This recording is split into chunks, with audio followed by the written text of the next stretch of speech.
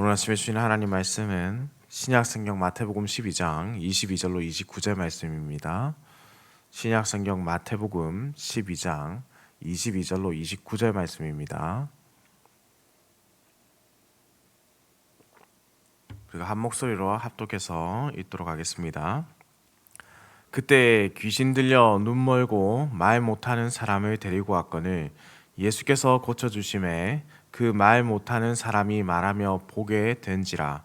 무리가 다 놀라 이르되 이는 다윗의 자손이 아니냐 하니, 바리새인들은 듣고 이르되 이가 귀신의 왕 바알세불을 힘입지 않고는 귀신을 쫓아내지 못하느니라 하거늘, 예수께서 그들의 생각을 아시고 이르시되 스스로 분쟁하는 나라마다 황폐하여질 것이요 스스로 분쟁하는 동네나 집마다 서지 못하리라.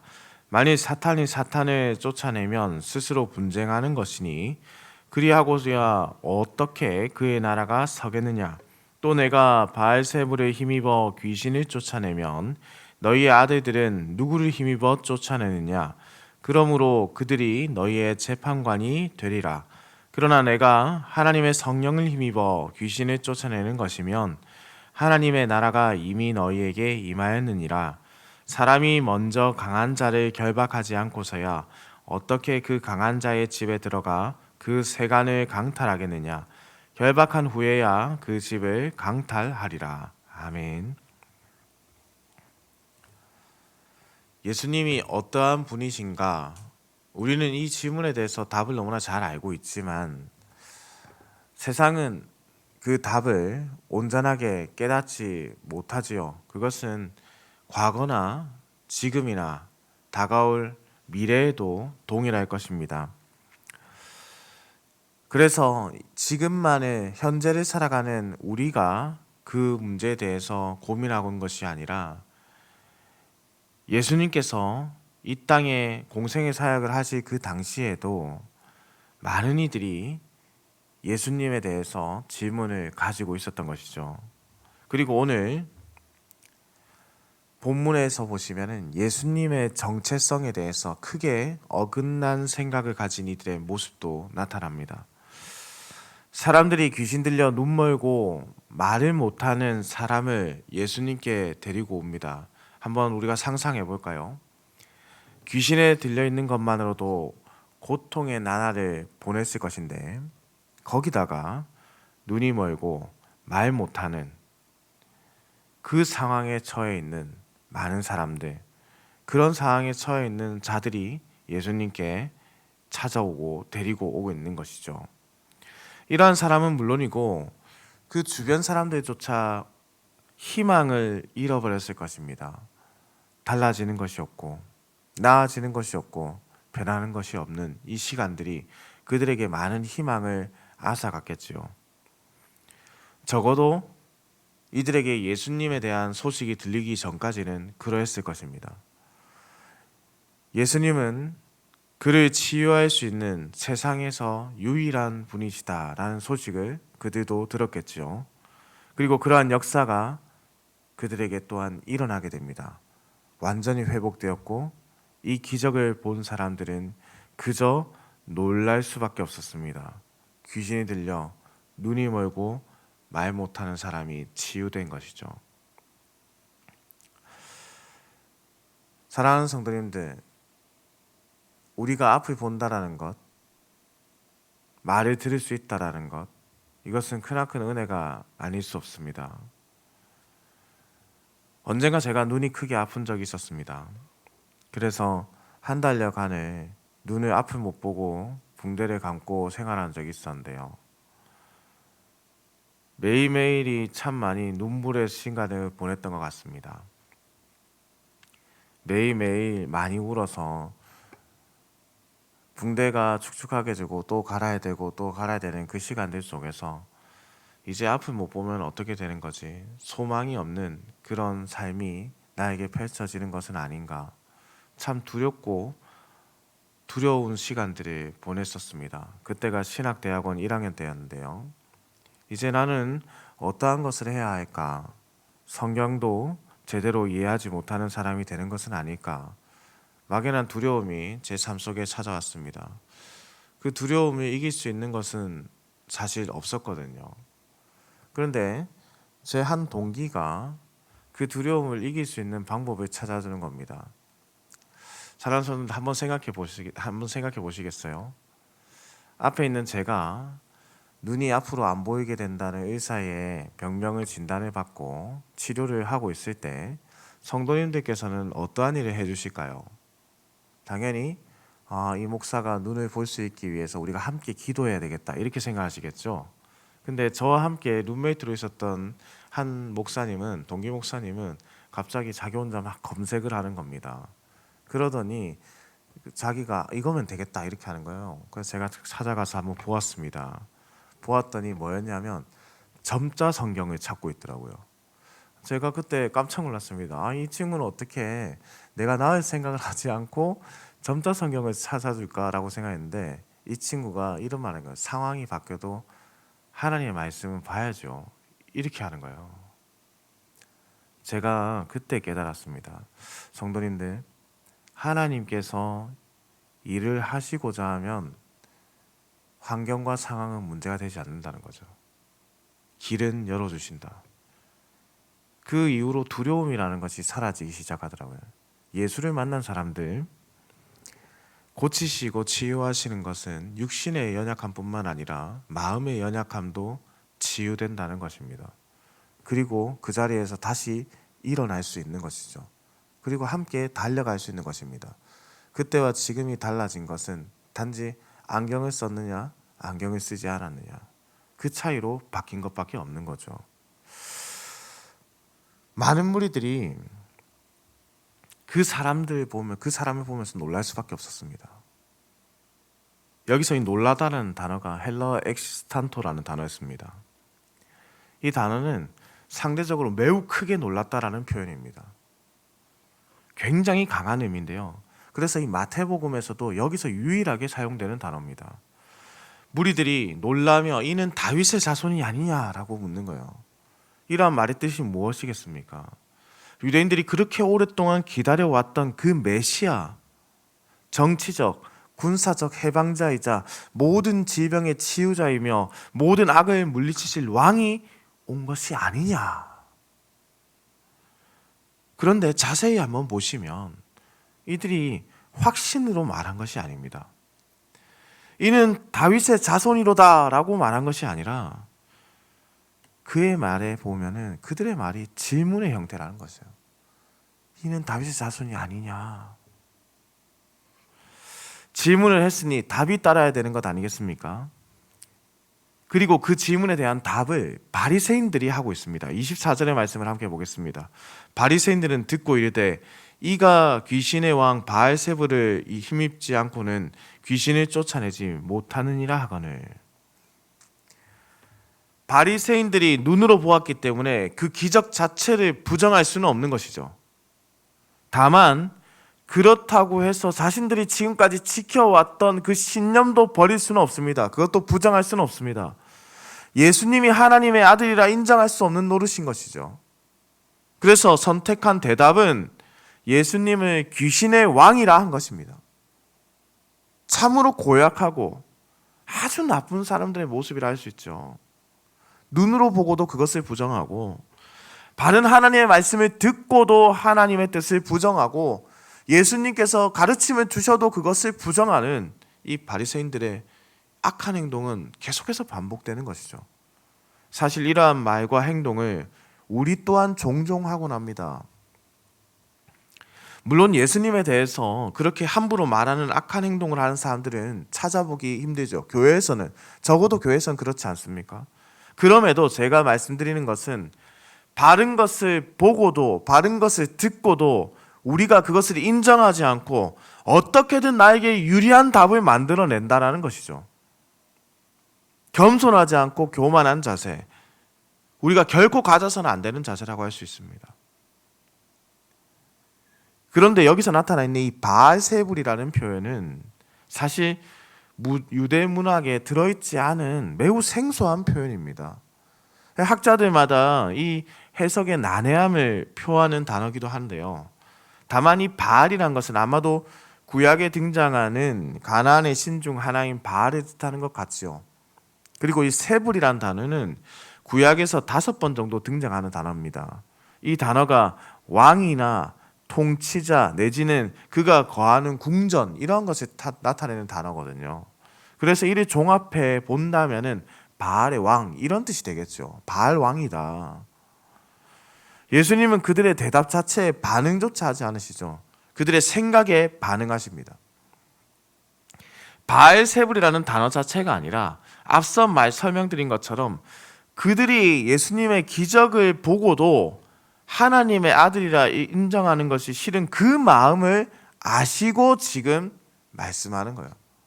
너희가 지금 나를 바알세불이라 하는 그 말에 반응하는 것이 아니라 그 마음의 중심에 왜 이런 대답을 하는가를 두고 말씀하신다는 뜻입니다. 예수님은 분쟁하는 나라의 비유와 분쟁하는 집의 비유로서 사탄의 세력이 결코 분쟁할 리 없다라는 논증을 펼치시는 것이죠. 함께 말씀을 보겠습니다. 25절에서 26절 말씀입니다. 예수께서 그들의 생각을 아시고 이르시되 스스로 분쟁하는 나라마다 황폐하여 질 것이요 스스로 분쟁하는 동네나 집마다 서지 못하리라. 만일 사탄이 사탄을 쫓아내면 스스로 분쟁하는 것이니 그리하고야 어떻게 그의 나라가 서겠느냐. 사탄의 나라가 우뚝 서기 위해서는 당연히 서로 연합해야 하는 것이지 어떻게 갈라지겠느냐라는 논리죠. 그러면서 이어서 말씀하시길 예수님께서 만일 내가 스스로 바알세불의 힘을 힘입어서 귀신을 쫓아낸다고 한다면 그들의 아들들, 여기서 표현하는 말씀하는 너희의 아들들, 곧 너희와 관련된 너희와 함께하는 무리의 사람들, 이 사람들은 누구겠습니까? 바로 바리새인들의 제자라고 할 수 있는 그들을 말한 것이죠. 바리새인들의 제자라고 하는 그들은 도대체 어떻게 귀신을 쫓아내는가?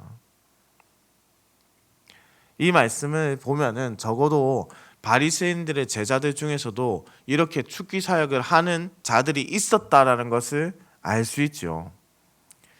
그리고 그들이 너희의 재판관이 되리라라는 표현은 바리새인의 아들들을 인정한다면 무엇이겠습니까? 그들이 정당한 하나님의 능력으로 귀신을 쫓아낸 것이 맞다면 지금 예수님께서 하시는 이 모든 기적이 하나님의 능력이다라는 것을 부정할 수 없다라는 것이죠. 이어서 우리 주님께서 28절에 매우 중요한 말씀을 하십니다. 그러나 내가 하나님의 성령을 힘입어 귀신을 쫓아내는 것이면 하나님의 나라가 이미 너희에게 임하였느니라. 예수님께서 성령을 힘입어 그 귀신을 쫓아내신 것은 하나님의 나라가 임했다라는 것을 가시적으로 많은 사람들에게 보여주시는 대목입니다. 곧 메시아의 시대가 도래하였다.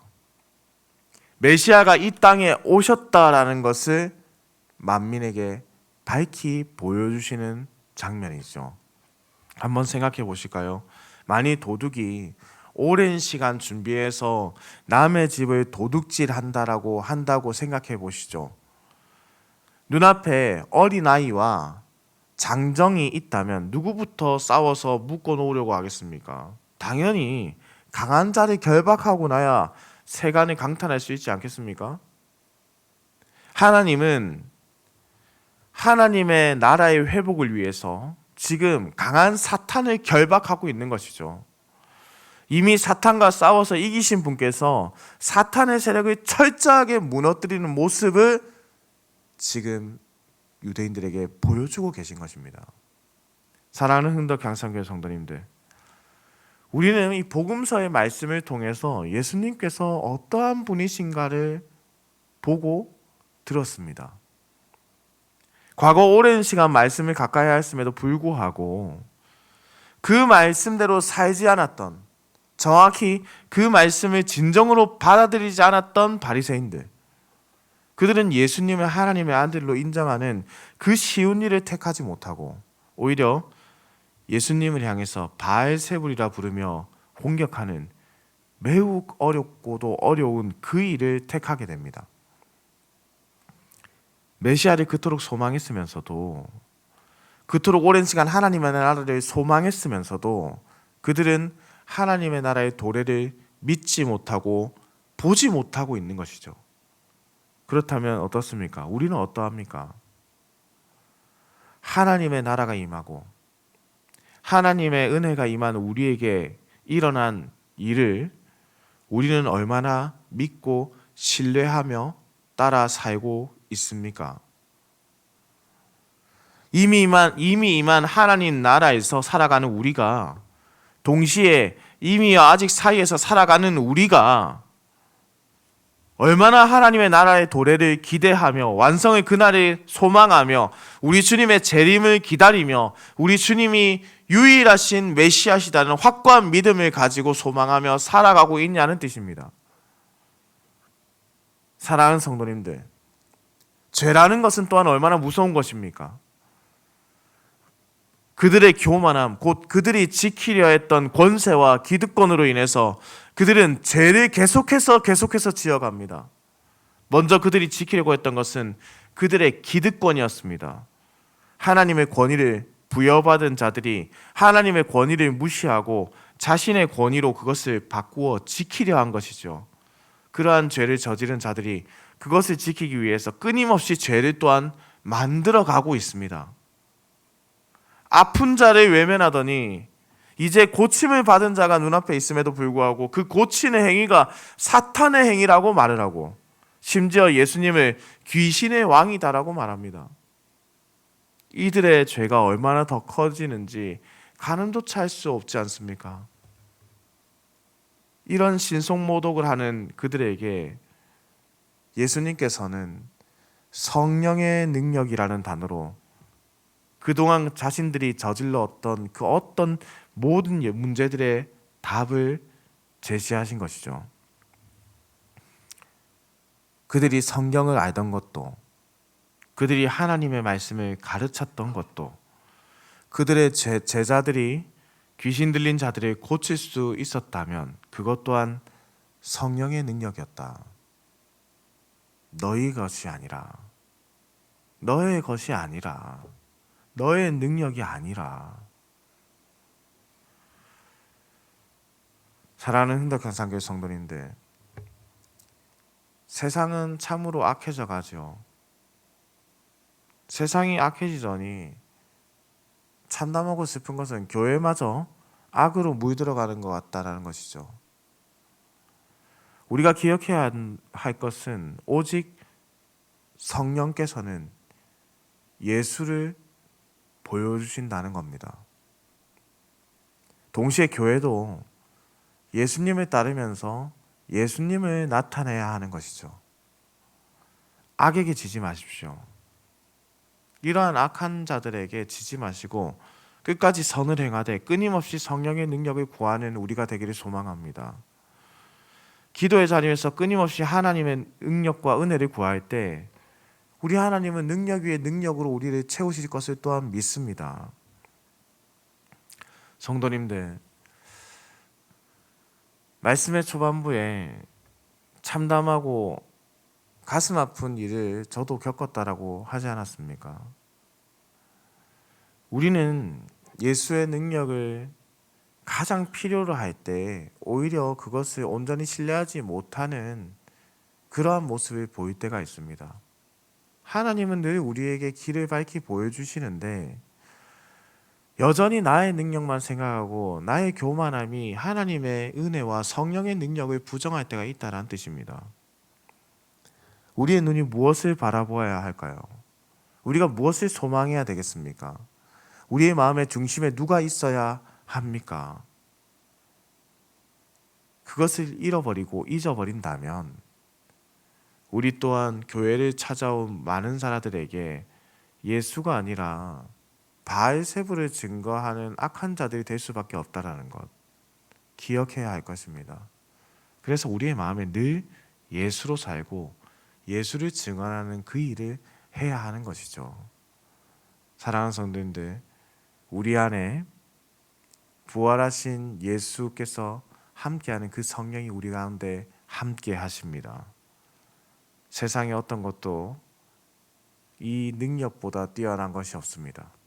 세상의 그 어떤 것도 이 능력 앞에서 아무것도 힘을 낼 수 없습니다. 그러니 믿으십시오. 성령의 은혜 안에서 하나님의 아들 예수 그리스도를 믿으시기 바랍니다. 예수 그리스도의 증거하는 입술이 되길 바랍니다. 예수 그리스도의 삶을 나타내는 우리의 삶이 되기를, 우리 흥덕행상교회 성도님들의 모습이 되기를 우리 주님의 이름으로 축원합니다. 기도드립니다. 사랑과 은혜가 풍성하시며 인간의 생사 화복을 주관하시는 천지를 창조하신 살아계신 우리 하나님 아버지, 생명의 하루를 우리에게 허락하시고 이렇게 아침을 깨워 주의 전으로 불러주시니 감사와 찬송을 올려드립니다. 오늘 우리에게 주신 생명의 하루를 온전히 하나님의 기쁨이 되도록 쓰이게 하여 주시옵소서. 하나님 아버지, 참으로 이 세상이 악하여 하나님의 말씀을 멀리하고 자신의 이득을 위하여 예수의 이름을 부정하는 악한 이들이 반복되고 있습니다. 주여, 우리를 불쌍히 여겨 주옵소서. 이러한 악행으로부터 벗어날 수 있도록 성령께서 인도하여 주옵소서.